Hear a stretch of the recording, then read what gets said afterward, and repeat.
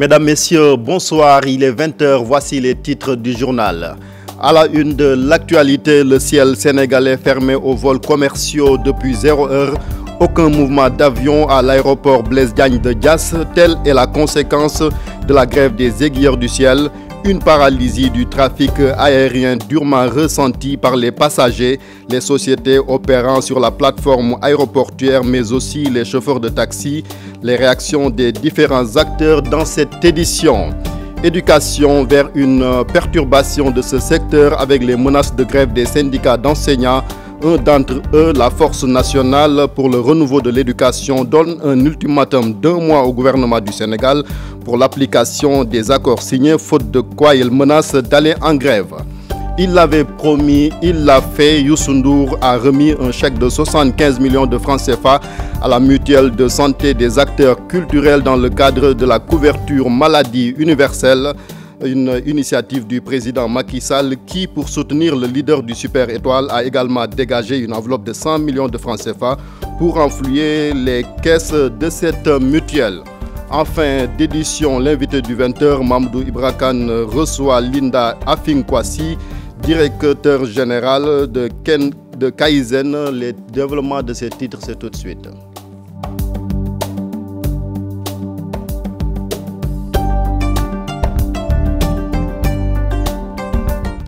Bienvenue, mesdames, messieurs. Mambiram Diouf, bonsoir. Voilà, bonsoir, Chérif. Vous avez passé la journée à l'aéroport Blaise Diagne de Diass à cause justement de cette grève des contrôleurs aériens. Comment les passagers ont vécu justement cette grève? Voilà, bonsoir, Chérif, merci. Et bonsoir également à nos très chers téléspectateurs.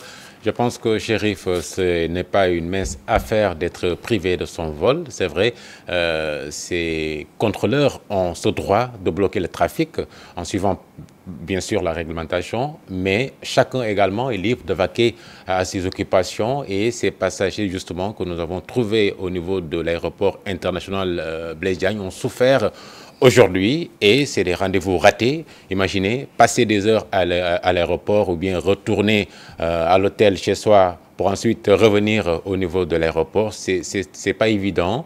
C'est pas évident, d'autant plus que les gens qu'on a trouvés sur place, justement à l'aérogare, nous avons quand même eu des difficultés de les filmer parce que c'était interdit, mais quand même nous avons pu approcher certains assis à même le sol devant l'aérogare qui nous ont dit toutes les difficultés qu'ils avaient aujourd'hui à pouvoir supporter cette situation surprenante. Surtout qu'à la différence de Léopold Senghor, Blaise Diagne n'est pas ici, c'est à 45 km de Dakar. Voilà, ça également c'est un autre problème et je pense qu'eux également ils l'ont souligné, si c'était ici à Dakar, à l'aéroport Léopold Sédar Senghor, ils pouvaient aller à côté, voilà, prendre de l'air, un peu faire les 100 pas, mais là-bas, ce n'était pas le cas et cela a donc bloqué tout le monde sur place, ne pouvant bouger. Et qu'est-ce que les autorités ont fait pour soulager justement ces passagers? Bon, d'après les informations qu'on a eues, nous avons pu, comme on l'a montré, nous allons le faire tout à l'heure dans le reportage, le directeur général du consortium sénégalo-turc, Xavier Marie, qui quand même dit suivre de près ces situations parce que eux également, ce n'est pas ce qu'ils souhaitaient rencontrer ce jeudi, même si c'était quelque chose annoncé il y a longtemps, puisqu'on a eu quand même à écouter le secrétaire général du syndicat des aiguilleurs qui a donné l'alerte. Donc on pouvait peut-être éviter de vivre cette situation. Quoi qu'il en soit, le directeur général de ce consortium a fait savoir quand même qu'il va suivre de près cette situation et essayer de rencontrer les différents acteurs puisqu'ils sont des partenaires. Dernière question, on signale et rappelle à nos téléspectateurs que vous n'avez pas pu filmer à l'intérieur de l'aéroport pour recueillir justement les propos de ces passagers. On vous a interdit de filmer. Voilà, c'est des situations qui reviennent et malheureusement la presse est confrontée à vivre cela et ce n'est pas la première fois. C'est des choses que l'on rencontre au niveau des tribunaux, dans d'autres événements également, de grands événements j'allais dire. Donc c'est des moments que la presse également doit vivre, suivre de près parce que nous sommes appelés à donner l'information en temps réel et à également essayer de soulager vraiment ces proches, ces personnes qui sont loin et qui veulent savoir ce qui se passe. Donc je pense que c'est des choses que l'on doit améliorer à l'avenir pour qu'on ne vit pas à nouveau cela. Merci beaucoup, Mambiram. Vous l'avez dit, nous allons rester avec vous puisque vous avez donné la parole au directeur général de l'IMAC AIBD SA. C'est le consortium sénégalo-turc qui gère la plateforme aéroportuaire de Blaise Diagne. Xavier Marie, c'est son nom. Il impute la responsabilité au contrôleur aérien. Il est très peiné, mais quand même se dit prêt à jouer les médiations pour régler justement cette problématique posée par les contrôleurs aériens. Reportage à l'aéroport Blaise Diagne, Mambiram Diouf et Mohamed Dien. Au niveau de la plateforme, ce jeudi, le service ne se déroule pas comme l'aurait souhaité la direction générale de l'IMAC AIBD SA, qui semble impuissante face à la décision des contrôleurs d'observer une grève. Je déplore vraiment cette situation au regard de ce que fait vivre aujourd'hui à nos passagers. Donc ces gens ont été obligés de débarquer de leur avion cette nuit. Ils sont en ce moment même dans l'aérogare en train d'attendre. Ils n'ont pas d'informations précises. En fin de compte, nous sommes victimes de la grève de la SECNA. Les aiguilleurs du fret ont choisi de faire une grève pour des raisons qui leur sont propres. Et les conséquences sont terribles puisque aucun avion ne peut se poser ou atterrir à AIBD. Les responsabilités ? Je n'ai pas m'exprimer sur le sujet. C'est au niveau de la SECNA que ça se passe. C'est donc à voir entre les syndicats de la SECNA et la direction générale de la SECNA. Entre les contrôleurs aériens et le consortium sénégalo-turc existe un partenariat qui doit être gagnant-gagnant pour le bien également des passagers et des compagnies qui opèrent ici. De ce fait, Xavier Marie pense que des solutions doivent être trouvées. Nous sommes partenaires, nous nous connaissons, nous travaillons ensemble et nous ne pouvons pas travailler l'un sans l'autre. Nous avons besoin du travail des contrôleurs pour que les avions se posent en toute sécurité, évidemment. Aujourd'hui, nous n'avons pas interféré dans cette affaire. Je souhaite que cette situation soit rétablie dans les meilleurs délais. La question du fret est en cours d'être réglée et il est vrai qu'un aéroport est une grosse machine avec beaucoup d'intervenants. Il y a beaucoup de compagnies et de sociétés qui travaillent ici. Donc nous avons eu quelques réglages à faire et nous sommes en train de les terminer.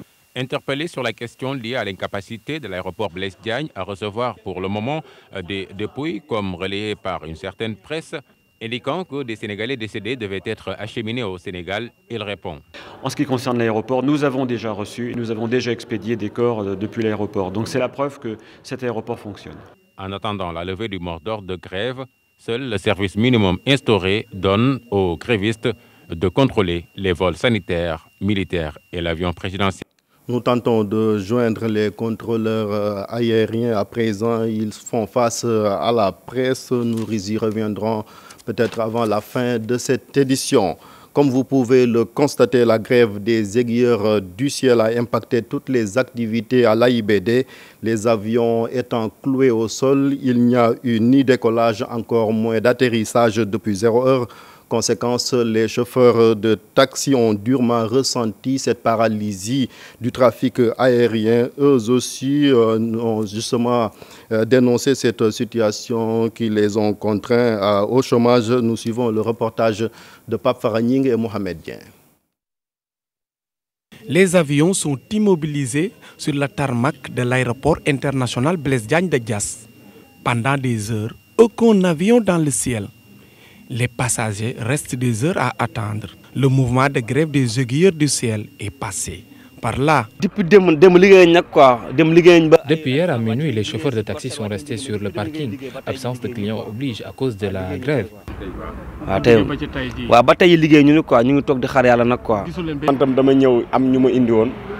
J'ai transporté des passagers, ils sont à l'intérieur, mais j'ai entendu dire que les avions vont décoller à minuit.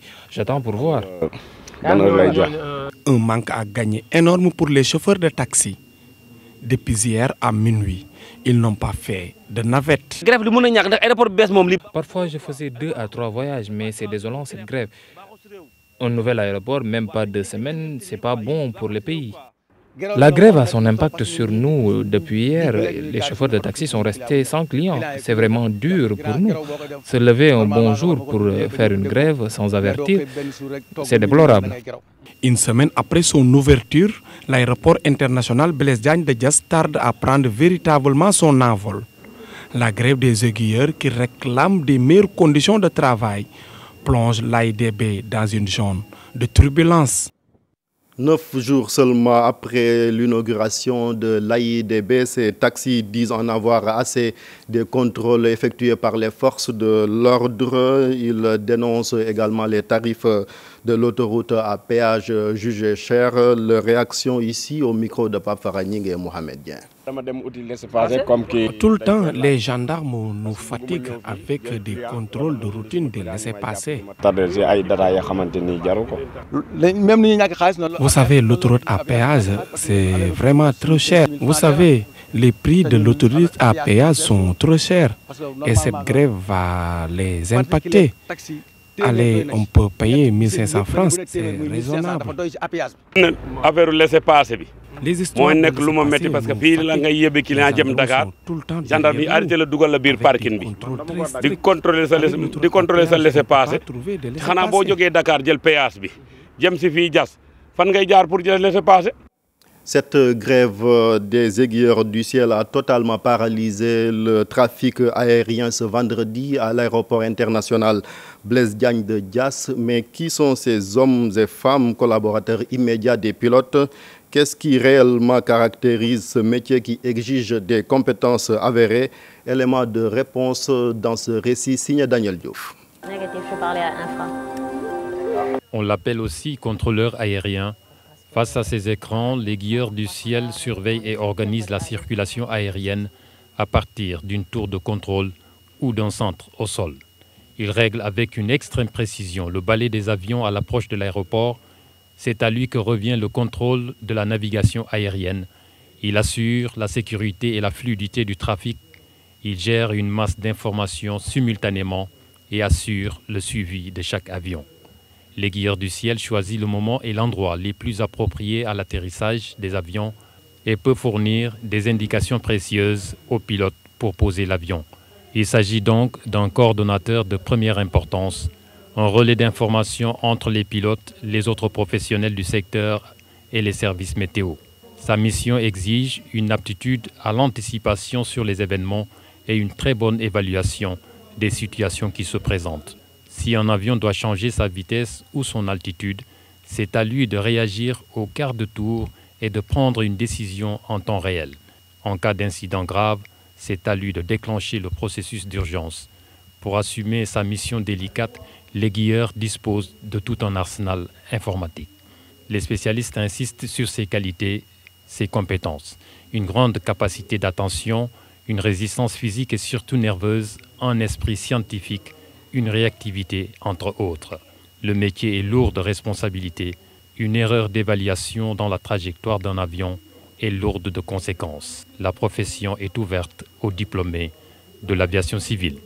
Daniel Diouf, merci. Je rappelle que nous tentons de joindre le directeur des transports aériens, tout comme le chargé de communication du syndicat des contrôleurs aériens, mais leur téléphone sonne dans le vide alors qu'ils nous avaient donné leur accord. Chaude matinée à l'université de Thiès, les étudiants ont barré la route pour réclamer leur bourse et de meilleures conditions d'études. Il y a eu plusieurs blessés évacués à l'hôpital Amadou Sakhir Ndiéguène de Thiès. Correspondant Cheikh Anta Diop, c'est la tire. Les étudiants de l'université de Thiès sont bien décidés à obtenir des réponses de la part du ministre de l'Enseignement supérieur concernant l'application de leurs différentes plateformes revendicatives. Ils sont sortis en masse pour manifester leur colère, échange de jets de pierre et de lacrymogènes entre étudiants et forces de l'ordre. Cette sortie est le seul moyen de rappeler à l'État ses engagements pour mettre les étudiants de Thiès dans de bonnes conditions d'études. Donc nous lançons un appel à l'endroit du gouvernement sénégalais, du gouvernement du Sénégal, qu'ils prennent leurs responsabilités vraiment avant que le mal soit fait. Parce qu'actuellement nous sommes déterminés et nous n'allons pas reculer. Nous allons jusqu'au bout également dans ce combat également. On ne peut plus attendre. On veut qu'on nous paye nos bourses parce qu'actuellement les étudiants sont à sec, on est fatigués. Un mot d'ordre de grève illimité sera décrété. Ça peut aller jusqu'à déloger même les lycéens, comme le lycée Malixi et tout. Ils ont touché le président de l'amicale. Ils ont touché également des filles. Il y a un étudiant également qui a reçu une balle blanche. Il y a également une fille également qui est gravement blessée. Et vraiment, nous déplorons devant l'opinion publique, l'attitude des forces de l'ordre. Chaude matinée à Thiès, les étudiants ont barré la route menant vers l'école polytechnique. Il y a eu des blessés du côté des étudiants et certains ont été évacués à l'hôpital Amadou Sakhir Ndiéguène de Thiès. Éducation, toujours, la force nationale des enseignants pour le renouveau de l'éducation compte aller en grève dans un mois. Ce syndicat a déjà déposé un préavis de grève depuis ce 13 décembre. Entre autres points de revendication, le non-respect par le gouvernement des accords déjà signés. Le FRNR milite également pour l'augmentation du coefficient de certaines disciplines comme l'éducation artistique, une discipline pas du tout prise au sérieux dans les établissements scolaires selon Omar Seck. Il est le secrétaire général de ce syndicat interrogé par Fatou Bintou Conté, les images Mohamed Dien. Rappeler l'État qu'il a pris engagement avec la classe syndicale le 17 février 2014. On a signé un protocole d'accord qui jusqu'à présent, les grands points de revendication n'ont pas été satisfaits. Et jusqu'à présent, l'État n'a pas encore payé tous les rappels d'avancement, de titularisation et de reclassement des agents d'enseignement. Et ils sont en grand nombre. L'État continue toujours avec les lenteurs administratives. L'État continue toujours dans certains dysfonctionnements qu'on a notés dans l'évolution des dossiers administratifs. Donc le respect du protocole d'accord de 2014. Et en deuxième point, c'est par rapport à l'enseignement des arts et de la culture. Vous savez que l'année 2007 est déclarée année des arts et de la culture. Mais jusque-là, le ministre de l'Éducation nationale n'entend rien faire pour célébrer cette année dédiée à la culture et des arts. Donc les professeurs d'éducation artistique du système éducatif, qui sont en grand nombre membres de notre syndicat, ont décidé de boycotter même les épreuves du premier semestre pour demander la réhabilitation de ces disciplines d'art qui restent et demeurent toujours les seules facultatives dans le système. Et on recrute des cadres de la hiérarchie A pour enseigner des disciplines facultatives. Les professeurs d'éducation artistique, plastique et musicale demandent à ce que la discipline soit relevée, que le coefficient qui est 1 soit relevé pour avoir la possibilité d'intéresser et d'obliger davantage les enfants à s'intéresser, vous m'excusez la répétition, à cette discipline. Le protocole de 2014 a pris la décision d'attribuer des enseignants qui sont regroupés dans les organisations syndicales, qui se retrouvent dans le groupe des 8. Ce groupe des 8 doivent recevoir leurs parcelles et jusqu'à présent l'autorité avait décidé de faire un décret de reclassement des domaines et jusqu'à présent nous attendons cela aussi, il faut un avancement. Éducation, toujours, l'OSIWA, l'ACEFA et la COSIDEP militent en faveur d'une scolarisation de tous les enfants en âge d'aller à l'école. Ces organisations de la société civile plaident également pour une résolution de la lancinante question de l'état civil à laquelle sont confrontés beaucoup d'élèves dans nos écoles. Elles ont organisé plutôt ce matin un atelier sur le suivi des assises nationales, mais également sur les objectifs de développement durable. Nous écoutons Tambangom interrogé par Cheikh Tidiane Dione. Ces enfants-là qui n'ont pas demandé à naître, les enfants-là qui sont nés de parents, si les parents ne sont pas conscients qu'ils doivent déclarer leurs enfants, il y a quand même l'État qui est là, qui doit assurer le droit à l'éducation à tous les citoyens, à tous les enfants de ce pays. Donc ils doivent prendre une politique hardie afin de procurer à ces enfants-là quand même des états. Et l'équité voudrait que tous les enfants du Sénégal qui sont en âge d'aller à l'école aillent dans une école qui est propre à donner, à fournir et à servir de cadre pour une éducation de qualité. Oui, c'est-à-dire que quand vous travaillez, quand vous faites une recherche, quand vous produisez un rapport, la première chose, le premier objectif c'est quoi? C'est que ça serve d'outil, comme vous l'avez dit, de décision. La journée de l'enseignant sera célébrée la semaine prochaine, prétexte pour la rédaction de s'intéresser à ce métier noble. La parole maintenant à une dame, elle s'appelle Amissar Silla. Elle exerce ce métier depuis plus de 30 ans, mais son seul regret, c'est de constater que beaucoup de jeunes entrent dans cette profession, non pas par vocation, mais pour une question de survie. Reportage Cheikh Tidiane Dione, Pape Sangone Mbaye. Échelon de premier grade, deuxième échelon, il y a institut à I2, 3, deuxième classe, troisième échelon. Et de là, tu passes à institut principal.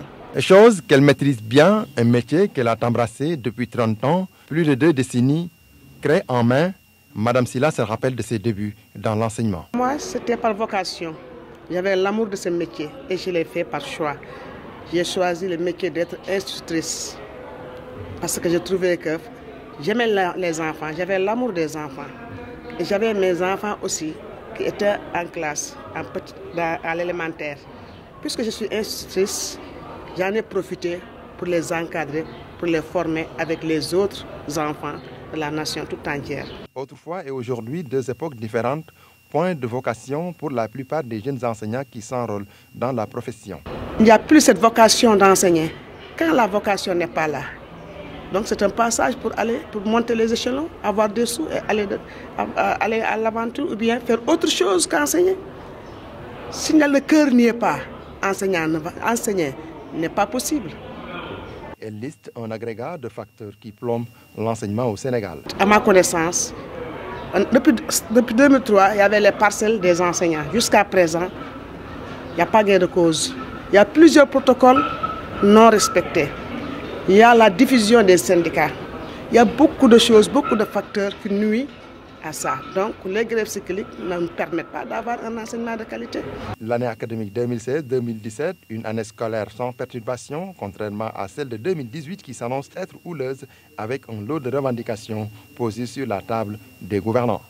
Direction Tivaouane, chômage chronique, sous-emploi, l'accès à l'éducation, autant de problèmes soulevés par la Fédération des associations des handicapés du département de Tivaouane. Ils ont organisé une manifestation à Mbora pour réclamer plus de considération. Cheikh Anta Diop, c'est la tire.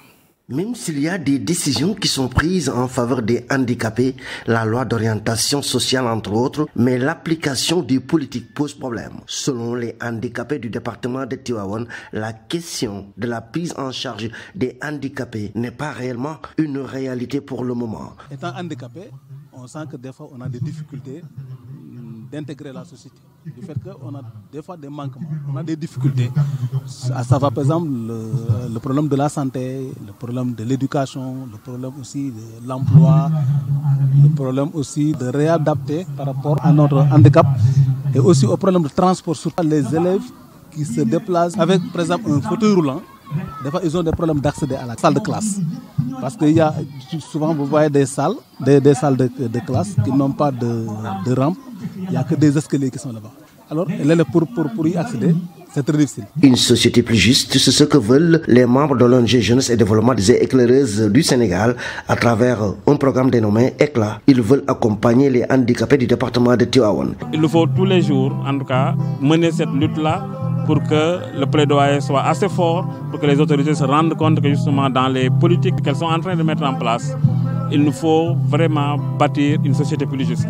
Mieux prendre en compte la question des personnes en situation de handicap, mieux prendre en compte la question de l'éducation inclusive, mieux prendre en compte l'insertion des personnes vivant avec un handicap et pouvoir sensibiliser la communauté entière pour qu'elle puisse se rendre compte que justement un handicap n'est pas une fatalité et qu'il faudrait que chaque personne vivant dans cette société-là puisse être considérée comme une personne à part entière. Et les handicapés de Tivaouane l'ont bien compris et ils souhaitent que cette épine leur soit ôtée du pied au plus vite.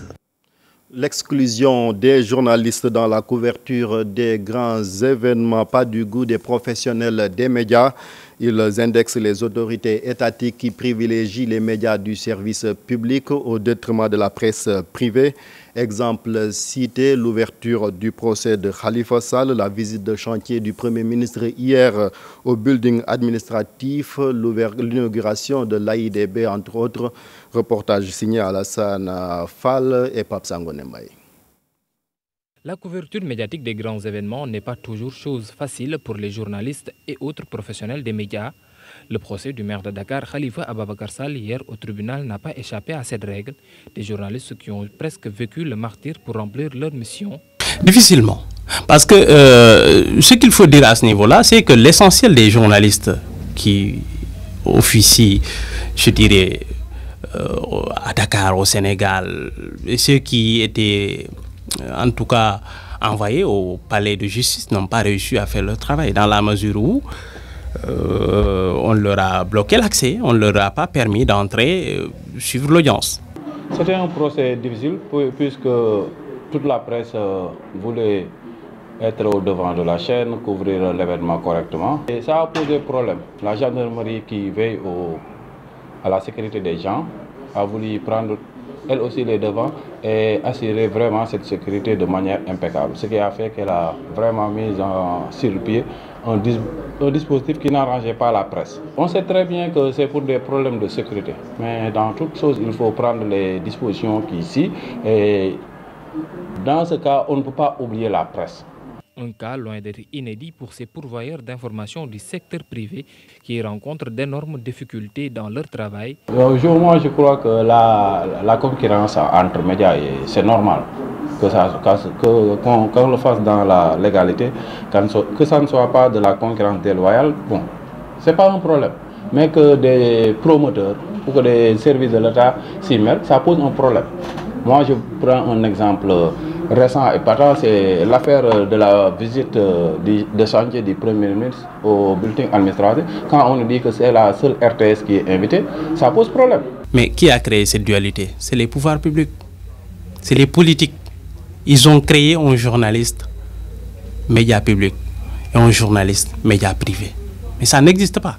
C'est parce que peut-être qu'ils se sont rendus compte que les médias publics, de manière générale, mais les gens font du descriptif dans la relation avec leur objet.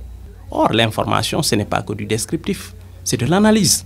Vous pensez que vous êtes dans l'information, vous êtes plus dans la communication, au pire dans la propagande. Parce que vous êtes en train de rapporter ce qui n'est pas forcément interrogé et qui, en réalité, ne permet pas de connaître les tenants et les aboutissants de cette information que vous rapportez. Pour corriger certains manquements et permettre à ces hommes de médias de bien faire leur tâche, ces journalistes proposent des pistes de solutions. À mon avis, il faut que les journalistes se respectent. Il n'y a pas de journalistes de la presse privée, il n'y a pas de journalistes de la presse publique. On est journaliste ou on ne l'est pas. C'est tout. À partir de ce moment-là, je pense que c'est à nous de nous donner les moyens d'être en réalité à équidistance des politiques. Les solutions, c'est de demander aux autorités d'être moins zélées, de leur dire que la presse privée ou publique n'est pas là pour vraiment diaboliser ou faire quoi que ce soit de ce genre. On est là pour informer les gens, c'est notre seul travail. De grands événements qui mobilisent un parterre de journalistes, des moments à immortaliser et permettre aussi au public de rester à la maison de comprendre les faits, je veux dire bien sûr l'actualité. Je vous le disais en titre, Youssou Ndour remet un chèque de 75 millions de francs CFA aux acteurs culturels pour leur faciliter l'accès à la mutuelle de santé. L'objectif du chanteur, c'est d'aider ses artistes à se soigner convenablement. La cérémonie de remise de ce chèque s'est déroulée ce matin en présence de nombreux artistes qui ont salué le geste de Youssou Ndour. Le président de la République, Macky Sall, a à son tour offert une somme de 100 millions de francs CFA pour renflouer les caisses de cette mutuelle de santé. Aïssatou Païfal Marien. Youssou Ndour a bel et bien tenu sa promesse en mettant une pierre à l'édifice. Contribution remarquable destinée à améliorer la santé des acteurs culturels. Youssou, le leader du Super Étoile, une fois de plus, soutient les artistes en leur remettant un chèque de 75 millions. Nous avons enrôlé aujourd'hui 21 000 personnes qui vont bénéficier de ce don, de cette pierre, et nous comptons continuer notre plaidoyer. Vous avez vu que M. le Président de la République a ajouté 100 millions de francs. La banque BGFI a ajouté 7 millions. Donc nous sommes très loin maintenant des 75 millions. Et je souhaiterais que cela continue autour des institutions, comme je l'ai dit, autour des Sénégalais. Aux 75 millions vont s'ajouter 100 millions, somme offerte par le Président de la République, une manière d'accompagner le leader du Super Étoile dans sa démarche participative. Le président a décidé, lui aussi, de mettre la main à la pâte. Je crois que c'est ça, en octroyant 100 millions de francs CFA pour accompagner ce geste en faveur des artistes. Et ce n'est pas tout. Il y a d'autres mesures qui vont être annoncées ultérieurement, mais comme on est en train de travailler là-dessus avec la SODAV, etc., donc je ne peux pas, pour le moment, me prononcer là-dessus. Dans leurs domaines respectifs, ils ont répondu présents et ils n'ont pas manqué de saluer une telle initiative. Youssou est un monument de la musique, je dirais pas sénégalaise, africaine, mondiale, et qui nous surprend de jour en jour. Aujourd'hui, je pense que cela montre tout le talent qu'il a, ça montre le degré de sa générosité. Il fallait que quelqu'un le fasse, et c'est Youssou Ndour qui l'a fait. Nous, on peut lui dire simplement MERCI. Merci beaucoup.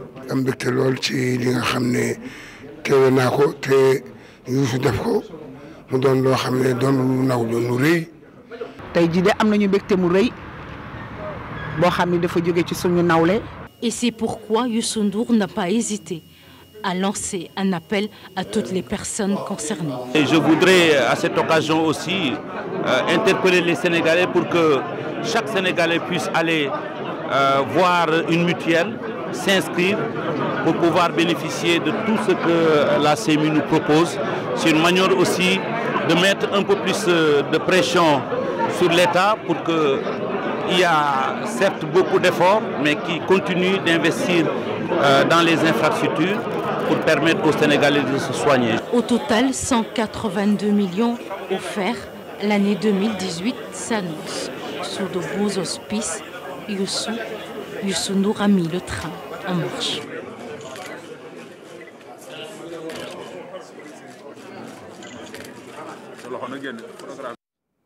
Cet élément met fin à cette édition. Merci de l'avoir suivi. Je vous souhaite de passer d'excellents moments en compagnie des programmes de la télévision Futur Média. Le prochain rendez-vous avec l'information, ce sera à 0h avec le bulletin. Mais tout de suite, place à l'invité du 20h avec Mamoudou Ibra Kane. Mamoudou, bonsoir.